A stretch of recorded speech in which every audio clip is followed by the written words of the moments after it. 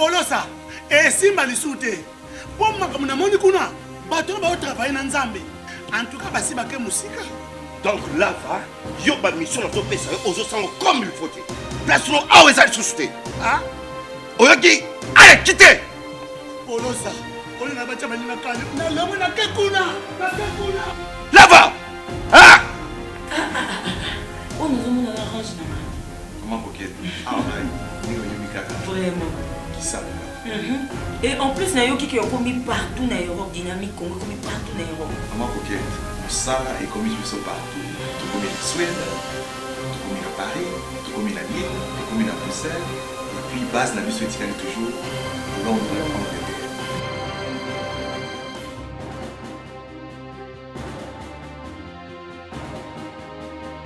Biso na dynamique Congo, toza ko avancer na nkolo. Mesdames et messieurs, bienvenue. Premier sujet, Critique Info, premier numéro. C'est un honneur de vous retrouver. Mardi à Kinshasa, on se lève avec une très grande nouvelle. La plénière pour l'audition du programme du gouvernement confirmé pour aujourd'hui. Nous parlons bien évidemment de... Ça, c'était bien évidemment la prospérité. Et parlons de la manchette. Ilunga présente ce mardi son programme de gouvernement. Vous suivez Congo Buzz et Actu à l'étranger. Vous êtes à Kinshasa, vous êtes partout où vous suivez.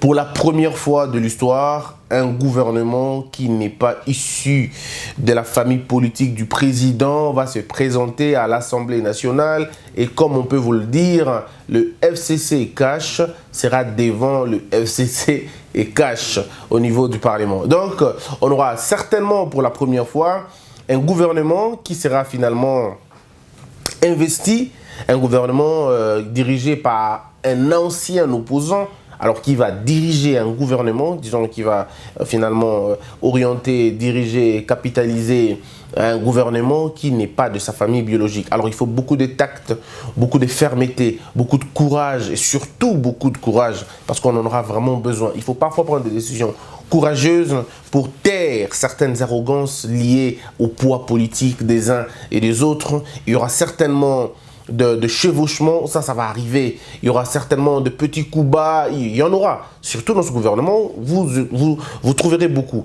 Il y aura des fils à papa, des fils privilégiés, il y en aura. Quand je parle de fils à papa, je ne parle pas des fils biologiques, non. Je parle ici des proches du président de la République, des proches du Premier ministre, des proches de l'autorité morale du FCC. On aura tout ça. Donc, finalement, le président Félix Tshisekedi sera devant une situation beaucoup plus compliquée qu'avant parce que là, il va faire face à des émotions, il va faire face à des caprices, il fera face à des boudes, il fera face à des choses assez étonnantes et difficiles pour un président, bien évidemment, dans un contexte régulier de résoudre. Mais bon, comme on dit, les problèmes viennent là où les solutions se trouvent. Il faudra donc beaucoup de tact, beaucoup de sagesse, beaucoup d'intelligence et surtout beaucoup de courage et de personnalité pour régler les différents, parce qu'il peut y avoir, et je crois qu'il y en aura, des chevauchements entre ministère de la Défense, ministère délégué de la Défense, vice-ministre de la Défense. Il y en aura vraiment des problèmes comme ça. Vous trouverez le ministre de la Justice, le ministre de l'Intérieur, et puis il y a un ministre délégué de l'Intérieur, en même temps il y a un vice-ministre de l'Intérieur. Il peut y avoir une sorte de cacophonie ou une sorte de chevauchement. Mais là, ça demande bien évidemment l'arbitrage sérieux du président de la République qui pourra à un moment donné revenir pour remettre les choses à l'ordre. Entre-temps, M. Ilunga devra aussi veiller à ce que ces gens-là soient et travaille dans le but de réussir la mission.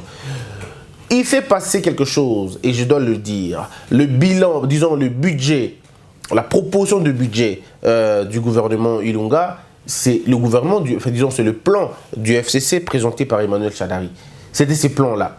Et Félix Tshisekedi avait lui aussi proposé un plan de 86 milliards de dollars. Les autres avaient aussi proposé un plan environ 86 milliards, 90 milliards, tout quelque chose comme ça. Donc, ils vont mettre ça ensemble. C'est vrai, le montant n'est pas très différent. Et je dois toujours rappeler que le PPRD et l'UDPS, du point de vue idéologique, je vais dire du point de vue idéologique sur le papier, ils ne sont pas très différents parce qu'ils appartiennent tous dans une même famille politique des socialistes. Seulement, le problème, c'est maintenant dans les faits. Le problème, c'est dans le fait, c'est dans le travail, c'est dans la considération que certains changements se sont opérés. Mais maintenant, ils vont devoir travailler ensemble pour respecter une politique qui sera difficile, je vais le dire déjà, difficile pour les deux de le faire, mais il faut un sursaut patriotique des uns et des autres. Il faut éviter l'extrémisme parce que ça ne marchera pas. Il faut en même temps éviter l'extrémisme, en même temps éviter des compromissions. Il faut vraiment, c'est pourquoi je dis qu'il faut vraiment être stratège et avoir le tact. Parce que si vous dites, non, c'est moi le président, je vais tout bloquer, je vais tout faire et tout ça, eh bien, de l'autre côté, ils vont aussi dire la même chose. Et si de l'autre côté, ils disent, bon, nous sommes la majorité parlementaire, de toute façon, c'est nous qui avons le pouvoir, on va voir ce qu'on va faire, il faut embêter le président, il faut le mettre mal à l'aise, eh bien, en réalité, dans toutes ces guerres-là, c'est le Congo qui va souffrir, c'est le peuple congolais qui va continuer à souffrir. Le peuple congolais a besoin du travail, il a besoin de la santé, il a besoin du logement, il a besoin que sa condition de vie ou les conditions de vie soient améliorées. Et les conditions de vie ne peuvent être améliorées que lorsqu'il y a un climat de paix dans les institutions. Quand il n'y a pas des guerres dans les institutions, le peuple congolais va se retrouver. Je l'ai toujours dit et je le dirai toujours. Le jour où on reliera le Congo par la voie routière ou ferroviaire, rassurez-vous qu'on ne posera pas la question qui a créé ce pont-là. On ne posera pas la question qui a créé la route. Parce que quand nous sortons de nos maisons et que nous circulons dans les routes, quand elles sont asphaltées, quand elles sont bien, on ne pose pas la question qui a créé ces routes. On n'a même pas besoin que ce soit de l'opposition, que ce soit de la majorité. On a juste besoin de consommer, on a juste besoin d'utiliser, on a juste besoin de bénéficier de ce qui est fait. Et donc, le gouvernement ne doit pas se perdre pour dire « nous allons gagner, nous allons faire ceci ». Parce qu'il y a un échec qui est collectif et puis il y a des réussites qui sont générales. Il y a, disons, des échecs qui sont à un moment donné individuels mais aussi collectifs, tout comme il y a des victoires collectives, en même temps aussi des victoires très personnelles. Donc ici, il faudrait travailler dans la performance, travailler dans la proposition des idées, travailler dans une sorte de dynamisme pour répondre aux questions les plus importantes que le Congolais attend. L'électricité, l'énergie dans son ensemble. On parle de l'électricité, on parle de l'eau, on parle du mouvement, c'est-à-dire le transport, nous parlons du logement, nous parlons de la scolarité et tout. Il y a bien de choses qui doivent être mises en place pour que ça marche. Mais il faut le dire, le président Félix Tshisekedi a commencé sur un bel, je dirais, il a pris une très belle allure. L'allure, c'est que la volonté est là. Et tous les Congolais sont d'accord qu'il y a une certaine volonté. Mais les gens restent encore dubitatifs sur le point de la concrétisation de cette volonté-là. Mais maintenant, le gouvernement doit travailler pour faire quoi exactement? Pour déserter tout ce dont les gens ont dans la tête. Ça veut dire les inquiétudes, vider ces inquiétudes-là. Parce que les gens en ont besoin. Les gens se disent, est-ce qu'il va réussir vraiment? C'est vrai, il a la volonté. Aussitôt arrivé, c'est le projet de route qu'il a, tout ça. Dans la vie, il faut faire la part des choses entre ce que quelqu'un fait comme volonté et les imperfections liées à cette volonté-là. La volonté, elle est d'abord là. C'est ce qu'on attendait depuis très longtemps. Il suffisait d'avoir une petite volonté. Le camp Kokolo est resté comme ça pendant longtemps. Le camp Tchatchi, pardon, pendant très longtemps, sous-équipé. Il n'y avait pas d'école, il n'y avait rien, il n'y a pas d'hôpitaux et tout. Mais maintenant, il y a quelqu'un qui est arrivé avec une volonté de créer, de reconstruire un hôpital, de refaire une école et tout. On peut dire, mais non, mais c'est bien, mais et puis après. Non, le problème, c'est d'abord acceptons. Disons que ça, c'est déjà bien fait. Et puis le reste, on peut critiquer après. C'est ça ce qui permet aux gens d'évoluer. On accepte d'abord ce qui est fait et puis on critique après, par la suite. Et donc, ça nous a prouvé qu'il n'y avait qu'une question de volonté pour que les choses évoluent. On a eu des problèmes ici, vous l'avez remarqué, aussitôt arrivé, les problèmes ont été réglés, la liberté de la presse s'est encore accentuée. Et puis, donc il y a quand même beaucoup de choses qui sont faites de bien. C'est vrai qu'il y a beaucoup à faire, mais ce qui est déjà fait est fait convenablement. Maintenant, il faut le dire. Il faut maintenant voir comment faire pour que si c'est 2 qui ont été faits, que 3 s'effacent bien maintenant. C'est là le boulot, c'est là le travail que les gens doivent finalement se donner. Et le gouvernement va aider les bases que le président avait déjà posées. Parce qu'il faut le dire, il a été président sans gouvernement. Et donc, le gouvernement qui va arriver, il va trouver déjà un travail qui avait déjà commencé. Au sujet, par exemple, de l'armée, on le sait tous que le président a une volonté ferme de mettre des cantines dans l'armée. Donc, le ministère du budget le ministère des Finances, le ministère de la Défense. Ces gens vont travailler ensemble pour trouver un moyen de concrétiser cette vision politique du président de la République et même alors les assignations du gouvernement. L'amélioration des vies des Congolais. Parce que les militaires sont des Congolais, les policiers sont des Congolais. Il faut donc aller dans ce sens-là pour voir qu'est-ce qu'on a déjà fait dans le temps et travailler. Il ne faut pas rester dans un pays où on est des éternels commenceurs. On commence toujours, on commence des éternels débutants. Il faut à un moment donné promouvoir aussi la continuité. On se dit, bon, d'accord, il y a des choses qui ont été faites pendant Kabila qui n'ont pas été peut-être bonnes ou qui n'ont pas été performantes ou qui n'ont pas été sérieuses et tout. Nous, le travail que nous allons faire, c'est de ne pas de recommencer, mais c'est de voir qu'est-ce qui a été fait et qu'est-ce qu'il faut ajouter. Si on se rend compte que rien n'a été fait, on construit. Mais s'il y a des choses déjà qui ont été faites, on continue avec ces choses-là. Voilà comment on peut faire les choses pour que ça marche. Parce qu'il ne faut pas dire que tout était mal fait à l'époque, mal fait. Il y a des choses qui ont été bien faites. Seulement, il faut travailler pour que ces choses-là deviennent de plus en plus bonnes. Et c'est comme ça qu'on peut développer un pays. Vous trouvez par exemple les sauts de moutons. Oui, on trouve les sauts de moutons. Maintenant, qu'est-ce qu'un gouvernement peut faire? Parce que là, c'était le président et son cabinet. Maintenant, qu'est-ce que le gouvernement peut faire? Un gouvernement investi, rempli de pouvoir. Le gouvernement va travailler dans son ministère des infrastructures, des travaux publics. Ils vont maintenant revoir, autopsier le travail. Pas dans l'idée de saboter, mais d'autopsier pour dire, est-ce qu'on est parti sur des bonnes bases? Si on est d'accord qu'on est parti sur des très bonnes bases, alors on va performer le boulot. On va faire mieux que ce qu'on a fait déjà dans le temps. Parce que maintenant on a un gouvernement, on peut engager des dépenses, tout sera bien, il y aura quelqu'un qui répondra de toutes ces actions-là. Il y a un premier ministre qui va veiller sur les travaux, le président lui aussi va le faire, le gouvernement va le faire. Donc quand on a trois énergies concentrées sur un même travail, vous n'avez plus le même résultat. Le résultat devient de plus en plus bien. Parce que vous avez le peuple qui vous regarde, vous avez un ministre qui travaille pour que ça marche, vous avez le premier ministre qui veille à ce que ça fonctionne convenablement, vous avez un président qui tient à ce que sa promesse soit tenue. Et donc vous vous rendez compte, et vous avez une assemblée nationale qui contrôle les dépenses, qui contrôle la chaîne de dépenses en tant qu'autorité budgétaire. Vous vous rendez compte de comment le boulot va se faire? Parce que ça va se faire très rapidement. Par rapport, quand on est seulement président, on ne peut pas aller à l'Assemblée nationale se défendre, on ne peut rien, donc vous voyez qu'on est un peu dérangé. Mais maintenant, quand vous avez un gouvernement qui va finalement travailler pour trouver des réponses aux questions des Congolais, on est d'accord que ça va marcher comme ça. Si vous prenez les problèmes de marché, les problèmes de salubrité, les problèmes du ménagement, et vous trouvez un gouvernement qui va être investi pour répondre à ces questions-là. Et c'est ce qui est très, très, très important pour que ça marche. Et donc aujourd'hui, M. Ilunga va rencontrer les députés nationaux. Il va présenter, ça sera le grand oral pour lui, il va présenter son gouvernement, il va présenter son programme. Malheureusement, il ne pourra pas être interrompu. Il présentera son programme, il va laisser les débats aux députés qui pourront l'interpeller encore s'il y a peut-être des couacs ou s'il y a des choses assez difficiles. Les députés vont prendre le programme, ils vont aussi l'étudier pour essayer de le rationaliser pour voir s'il est démagogue ou s'il est surréaliste ou s'il est pas réaliste. Donc, ils vont vraiment travailler là-dessus. Et donc, on présentera toute l'équipe gouvernementale aujourd'hui à l'Assemblée nationale, disons au peuple congolais, parce que l'Assemblée nationale représente le peuple congolais.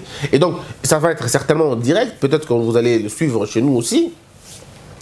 Et vous suivrez certainement tous les ministères, le portefeuille, comment ça va se passer. Il y a plus de 10 points qui se sont entendus, et le Premier ministre et le Président, ils se sont entendus 10 points. Du point inscrit là-bas. La lutte contre la corruption, la pauvreté, la pacification à l'est de la République, la numérisation, la santé, que des choses bien, que des choses qui sont bien. Maintenant, il faut aller dans le sens de la pratique maintenant. Il faut maintenant mettre ça en pratique. Parce que ce que nous voulons en principe, nous n'avons pas besoin de discours, comme on l'a toujours dit. Nous avons maintenant besoin de faits. Mais attendez, il n'y a pas de faits sans discours. Donc on commence avec les discours certainement et puis on va aller dans le fait. Mais regardez, quelque chose qui va peut-être déranger les Congolais. Ils ne vont pas déranger les Congolais, mais il faut qu'on prévienne le Premier ministre et le gouvernement. Ils seront investis aujourd'hui. Vous pouvez les prendre en photo. Vous avez vu comment ils sont entrés au pouvoir. S'ils ont pris du poids ou pas, vous le verrez. Mais après 2 mois, 3 mois, vous allez voir s'ils sont vraiment et réellement tournés vers le changement. On le verra dans leur attitude. Nous allons le voir. Aujourd'hui, il faut pour voir si quelqu'un travaille pour l'État, on essaie de voir son train de vie. On sait comment ils viennent au pouvoir et nous savons comment ils partent au pouvoir. Nous devons tous, ensemble, refuser l'enrichissement illicite. C'est ce que nous devons refuser. Et pour ce faire, je crois que les députés nationaux qui nous représentent au niveau de l'Assemblée nationale doivent impérativement le comprendre. C'est tellement inutile, c'est tellement malsain, c'est tellement ignoble que les dirigeants d'un pays pauvre s'enrichissent. C'est totalement contradictoire et ce n'est pas une bonne chose.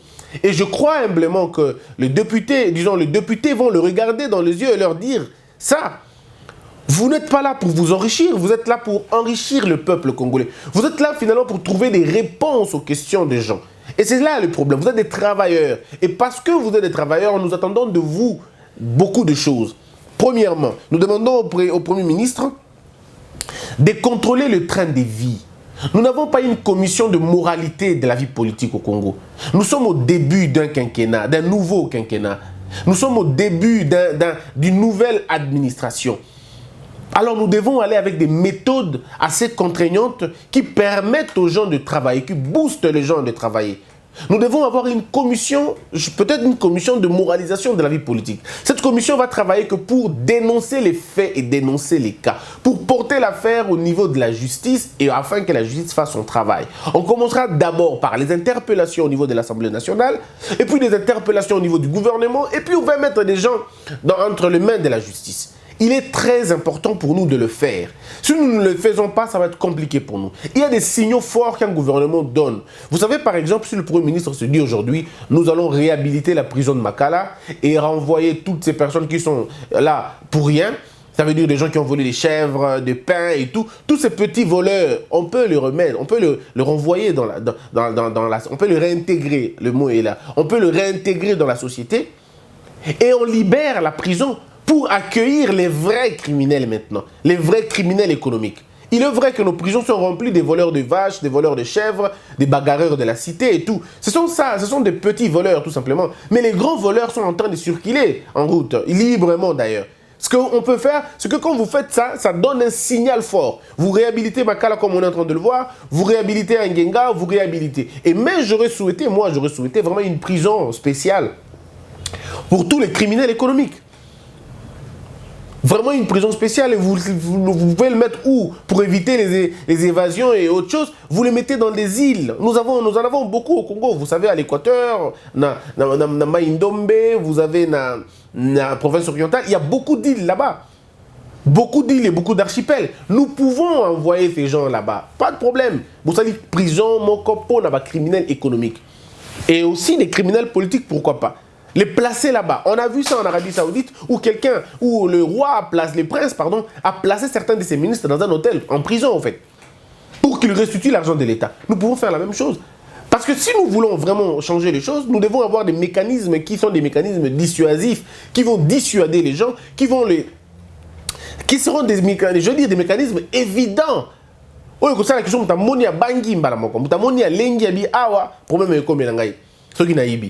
et donc, il faut finalement penser à cela. Pour que nous puissions maintenir le train de vie de nos politiciens et dans le train de vie normal. Et gros, il ne faut pas que quelqu'un vienne, il était locataire, depuis qu'il est devenu ministre, il achète 3, 4, 5 maisons. Ça, c'est quand même pas possible. Non plus, je ne dis pas que celui qui travaille pour l'État sorte de l'État pauvre. Non. Non, il faut qu'il soit payé convenablement, qu'il soit mis dans des conditions qui lui permettront de ne pas voler ou de ne pas tricher. Mais en même temps, il faut être là, prêt à côté, pour sanctionner ceux qui vont s'adonner à des antivaleurs. Parce qu'il faut finalement préserver la moralité. À chaque fois que les ministres volent qui ne sont pas punis, ce que vous ne savez pas, c'est une prime à la délinquance politique que nous accordons. C'est un culte que nous vouons aux autres, au mal. Et c'est là le plus grand problème. Nous devons nous atteler aux valeurs et travailler pour que ces valeurs-là deviennent des valeurs appliquées. Parce que si nous n'avons pas des valeurs appliquées, on restera dans la proclamation des valeurs comme le Congo. Donc le train de vie est très important pour maîtriser ce train de vie-là. Vous devez travailler pour que les ministres ne soient pas tentés de voler ou de tricher. Comme on est dans un nouveau quinquennat, pourquoi ne pas mettre tous les ministères sur écoute? Je ne dis pas pour les espionner, non, mais tous les ministères, que tous les appareils, que tous les ordinateurs, Il faut que tous les ministères soient finalement coordonnés. Moi, je propose, par exemple, que tout ce qui peut se passer au travail soit qu'il n'y ait pas de secret. Sauf dans certains cas. C'est vrai, dans certains cas, certains secrets peuvent être faits, peuvent être protégés, peuvent être gardés. Oui, mais je crois que les ministères doivent être contrôlés. Les documents administratifs et tout, qu'il n'y ait pas surtout des secrets là-dessus. Il faut que le Premier ministre ou la tutelle comprenne. Parce que regardez, si un ministère provincial prend un accord ou un engagement qui le lie avec un particulier et que l'État congolais ne connaît pas, ça se limite entre le ministre, lui, et un particulier. Mais ça s'est fait dans le cadre du travail. Voyez-vous qu'il y aura beaucoup plus de facilité, de tricheries et de corruption. Nous devons checker les comptes bancaires de nos ministres, de nos dirigeants, pour empêcher ce qu'il y ait des versements illicites de comptes. Parce que finalement, le ministre peut avoir un compte privé et un autre compte qu'il cache. Alors, il faut peut-être travailler stratégie, trouver un moyen, peut-être que je ne le dis pas assez bien, mais je crois qu'il faut trouver un moyen bien, un moyen propre, un moyen intelligent pour régler le problème. Parce que c'est important, j'insiste, c'est très important de trouver des solutions à ce problème-là. Le train de vie, on doit le voir. Le ministre est arrivé au pouvoir, il a combien de maisons? C'est pourquoi on a dit qu'ils doivent d'abord, préalablement, présenter leurs biens, en vertu de l'article 9. Ils doivent présenter leurs biens. Ils doivent nous dire, parce que les membres du gouvernement doivent faire des déclarations. On doit savoir, ce Premier ministre a commis Mbongo, il a combien en compte en banque? Est-ce qu'il a des terres? Est-ce qu'il a des fermes? Pour empêcher effectivement qu'il y ait un enrichissement après. Il ne faut pas attendre. Et quand on nous donnera ça, malheureusement, notre loi ne permet pas à ce qu'on puisse contrôler efficacement. Mais j'aurais souhaité, en tout cas, quand ils présentent leurs biens, que ça ne se limite pas à la présentation. Parce que n'importe qui peut faire n'importe quoi, vous le savez. Au Congo, je peux être moi, je n'ai pas de maison, mais une fois que je suis ministre, j'appelle mon frère, j'appelle ma soeur, qui ont eux de maisons, ils me donnent ces maisons-là. Ils me donnent ces maisons-là et puis moi, je vais commencer à faire des choses. Ou je peux aller voir un potentiel acheteur, un vendeur de maison. On fait des deals avec lui. Je dis, donne-moi ta maison, je vais finalement écrire. On fait l'antidate, des faux actes de vente. Tout peut être fait dans le but de préparer un éventuel cas de vol. Alors, il faut être vigilant pour voir, est-ce que ces déclarations-là sont vraies? Si les déclarations sont vraies, ok. Mais si elles ne sont pas vraies, il faut à un moment donné, ça prouve à suffisance que le monsieur n'est pas venu pour travailler, il est venu pour voler. On l'évince, on met quelqu'un d'autre. Je crois que le train de vie est très important ici pour prévenir et préserver la quiétude et la moralité, la moralité publique. C'est très important. Il faudrait penser à ça aussi. Le train de vie, je suis en train de le dire, les voitures, les maisons. Il faut empêcher que le gouvernement nouvellement investi va tomber dans le travers. Regardez, mesdames et messieurs, comment vous imaginez que nous sommes au pays, au Congo, lorsque vous êtes ministre des Finances, quand vous arrivez, c'est tous les régisseurs. Voyez-vous, tous les DG, les régisseurs de ceci et de cela, vous amènent un cahier ou vous amènent un cadeau, des enveloppes kaki. Ben, pourquoi? Pourquoi? Oh non, et là vous trouvez, si vous êtes au ministère des Travaux publics, et des Travaux publics, effectivement, vous trouvez toutes les entreprises, hein, toutes les entreprises qui ont intérêt dans votre domaine, ils viennent avec des cadeaux. Vous êtes ministre de l'Intérieur, c'est les généraux et tout le monde qui arrive. C'est pas possible. Et quand ils ne viennent pas même réduits. Ils viennent avec des voitures, ils viennent avec des paquets, ils viennent dans le seul but de vous mettre dans un piège. C'est ainsi que quand on est ministre au Congo, le jour suivant, on a déjà des voitures. On a résolu le problème des voitures. Ministre de la Santé, c'est tous les MIP, les MIP qui viennent. Vous êtes ministre des Finances, les banques arrivent. Vous êtes ministre du Budget, vous avez des choses. Vous êtes ministre de l'Énergie. Ce sont les DG de la SNEL, tout ça. Les gens de la fonction publique qui viennent pour vous donner de l'argent. Et c'est pas bien. C'est pas bien. Et notre pays, nos lois n'interdisent pas ces choses-là. Et c'est très dangereux. Nous devons interdire ça. Il faut un signal fort. Le président Félix, quand il est arrivé au pouvoir, il a qui bango $300 000, boyaki. Les Libanais sont venus le rencontrer lui-même personnellement pour lui donner de l'argent. Il a refusé. Il a refusé cet argent. Et lui et son directeur de cabinet, aussitôt arrivé au pouvoir, ils avaient refusé l'argent. Donc je crois que nous pouvons continuer dans ce sens-là. et faire en sorte que les ministres n'aient pas de l'argent venant des entités qui sont censées contrôler. Parce qu'attendez 2 secondes, si moi je deviens ministre de communication et que tous les médias viennent avec l'argent, tous les publicitaires m'amènent de l'argent, alors comment je vais diriger les gens? Je ne saurais plus diriger les gens parce que de toute façon, je serais déjà tombé dans le piège. Et c'est ce qui est très mal. C'est humiliant qu'on arrive à ce point-là. Évitons ce petit pot de vin qui nous tue et ce n'est pas bien. Donc il faut une sorte de moralisation pour empêcher ces pratiques qui dérangent finalement notre commodité et notre vie de tous les jours. Donc la moralité aussi, c'est la même chose. Nous devons veiller à ce que les ministres qui seront cités dans les affaires sales, dans les affaires de détournement, nous devons imposer un système de rumeurs en fait. Ça veut dire, quand il y a rumeur sur quelqu'un, et que la rumeur persiste, vaut mieux sauver l'honneur, on demande au ministre de se retirer. Il est vrai qu'il ne faut pas en faire un principe, parce que c'est très dangereux, ça je le dis, il y a toujours le revers de la médaille, c'est très dangereux parce que n'importe qui peut alimenter une rumeur et pour faire partir quelqu'un, pour lui régler des comptes. Non, mais il y a de ces rumeurs qui ne mentent pas. Vous-même, vous êtes vraiment au courant du rumeur, alors ce sont de ces rumeurs-là que je parle. Donc vous voyez un peu tout ça, il faut vraiment veiller à ça. Un ministre Mounier déjà en train d'exhiber ses parties intimes à la télévision. Attendez 2 secondes, après la minute qui suit, le ministre doit démissionner. Nous devons avoir cette culture-là de démission et qu'on va très bien. Je termine mon propos en proposant toujours, nous proposons que le gouvernement soit lié par un contrat de performance et un contrat de résultat. Après 3 mois, n'ayez pas honte, cher Premier ministre, d'évaluer votre gouvernement et de vous dire « Ah oui, Simbi, ah oui, Simbité ». Et ce qui est que gouvernement, ministère tel et Simbité, s'il vous plaît, prenez des décisions que le gouvernement remanie. Le remaniement n'est pas mauvais. Tous les gouvernements du monde sont remaniés pour chercher, 1, l'adhésion populaire, 2, régler les conflits politiques qu'on a et tout. 3, chercher la performance. Il faut toujours régler et trouver des performances quand il faut.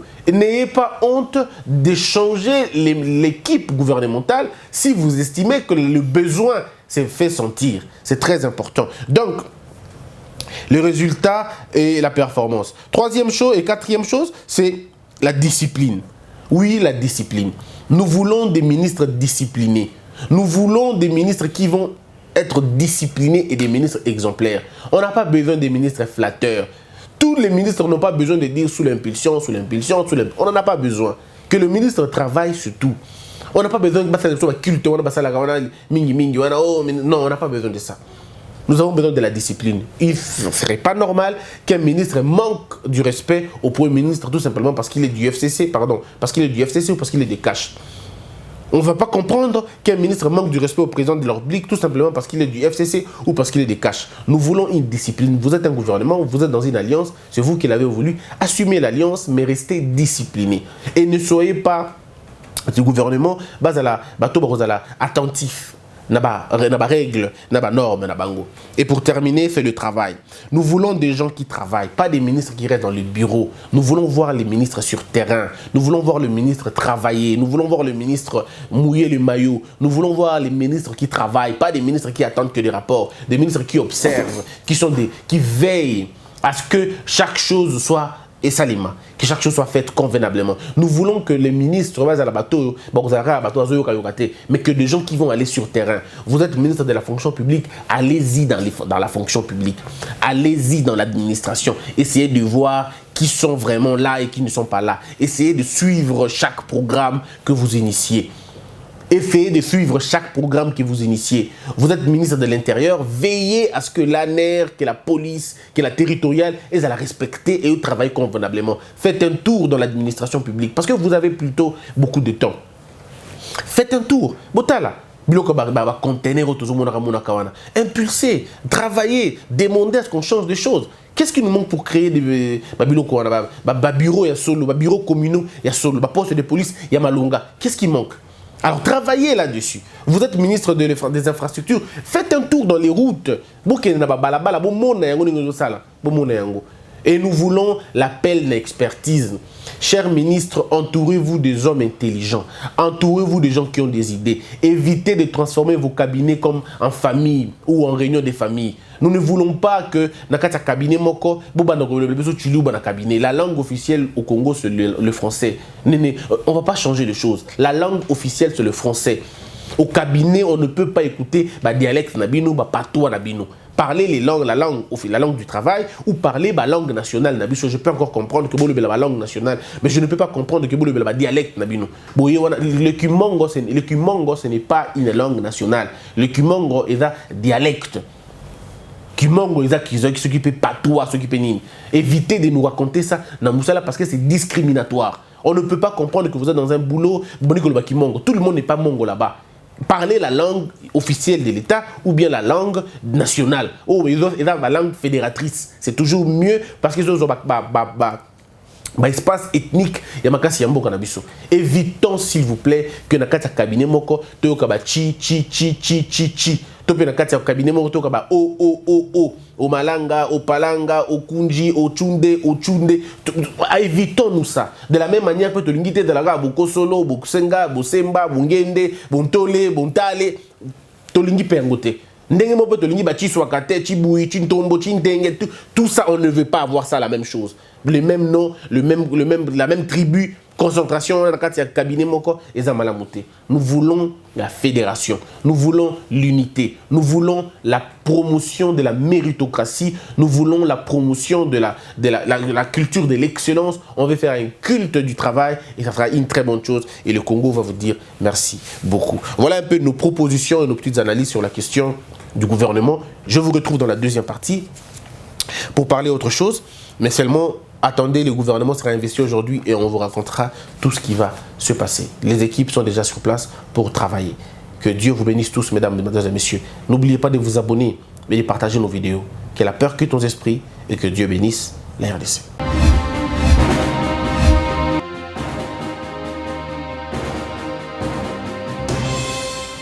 Patron n'a Apollo ça. Et si Malisouté. Pour moi, comme on a kuna, patron va travailler dans Nzambe. En tout cas, basi baké musika. Donc là, yo ba mission na to pesa aux sango comme il faut. Place no awe za susute. Ah? Oyoki, allez quittez. Polo ça. On a bacha bani na kanya. Na lomo na kekuna. Na kekuna. Là-bas. Ah! Oh, nous avons la range là. Comment coquette? Ah, vraiment. Qui ça? Et en plus, il y a qui ont commis partout dans l'Europe, dynamique, Congo, commis partout dans l'Europe. Comment coquette? Ça est commis partout. Tout commis en Suède, tout commis à Paris, tout commis à Lille, tout commis à Bruxelles. Et puis, base la mission est toujours Londres, Angleterre.